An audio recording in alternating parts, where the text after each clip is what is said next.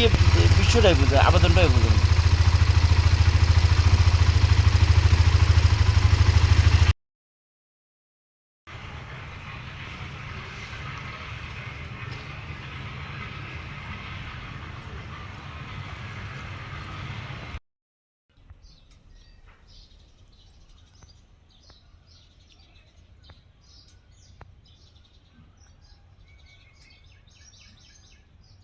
এটা আমি আসলে সঠিক জানি না। বাংসে শুনছি রাত্রেবেলা বাংসে আসলে সঠিক জানি না। অবস্থা তো জনগণ মানুষের খারাপ তো হইবই। বাংসে কবে জানি যায় বাংলা অবশ্যই মানুষের সমস্যা। নানকরা কালিকসার কুলিয়ারা বা অন্যান্য গ্রামেরও আংশিক সড়ক হিসাবে এই ৩-৪ গ্রামের অধিকাংশ মানুষই ব্যবহার করে যাতে হইতেছে।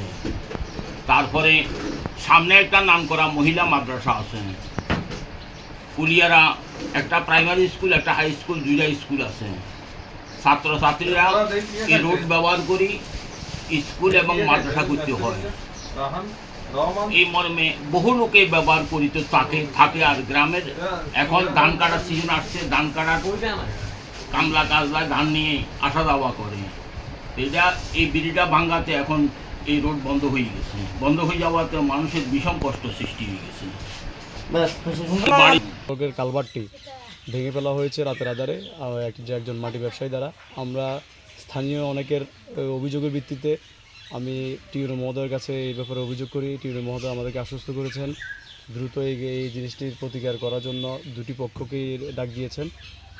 বিশেষ করে এই রোডটি দিয়ে, এই কালভার্টটি দিয়ে 5টি শিক্ষা প্রতিষ্ঠানের ছাত্রছাত্রীরা যাতায়াত করে। কুলিয়ারা উচ্চ বিদ্যালয়, কুলিয়ারা প্রাইমারি স্কুল, কালিকসার 2টি মাদ্রাসা, কালিকসার আরও জনগুরুত্বপূর্ণ একটি ফ্যাক্টরি আছে। ফ্যাক্টরির শত শত শ্রমিক এখানে কাজ করে, তারা যাতায়াতের জন্য এই কালভার্টটি ইউজ করতো।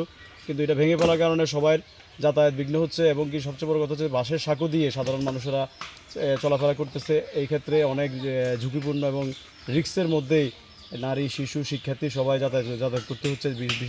বিষয়টি অবশ্যই উদ্বেগজনক এবং কি আমাদের এই যে নানকরা এই ফ্যাক্টরির সামনে যে রাস্তাটা আছে, ওই রাস্তাটা ব্রিজটা ভাঙাতে আমরা আসলে অত্যন্ত মর্মাহত। যার কারণ ওখান দিয়ে আমাদের কুলিয়ারা স্কুল এবং লুদিয়ারা গার্লস স্কুলে ছাত্রছাত্রীরা যাতায়াত করে। এখন এদের কথা চিন্তা করি হলো প্রশাসন দ্রুত গতিতে এই ব্রিজটা কালভার্টটা করে দেওয়া দরকার। উচ্চ বালিকা বিদ্যালয় একেবারে স্কুলের সংলগ্ন, ওই স্কুলের অভিভাবক সদস্য আমি আমার দায়িত্ব থেকে আমি প্রশাসনের কাছে সর্বোচ্চ দাবি জানাচ্ছি, যেহেতু আমার স্কুলের সামনে কোনো এইখান দিয়ে গাড়ি যেতে পারতেছে না, টিচারেরা আসতে পারতেছে না, এলাকার জনগণ হাঁটতে পারতেছে না এবং স্কুলের ছাত্রীরা আসতে পারছে। এখন ইদানিং অ্যাক্সিডেন্ট হয়েছে এবং স্কুলের এক ছাত্রীরও পায়ে ব্যথা পাইছে।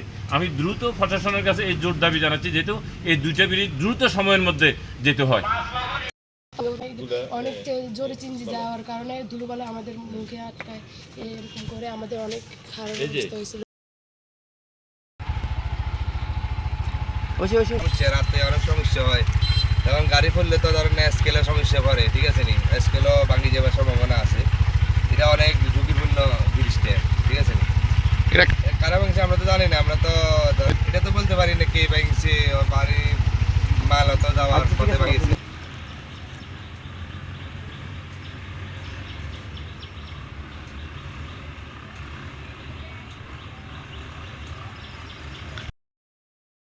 অসুবিধা নেই। হ্যাঁ,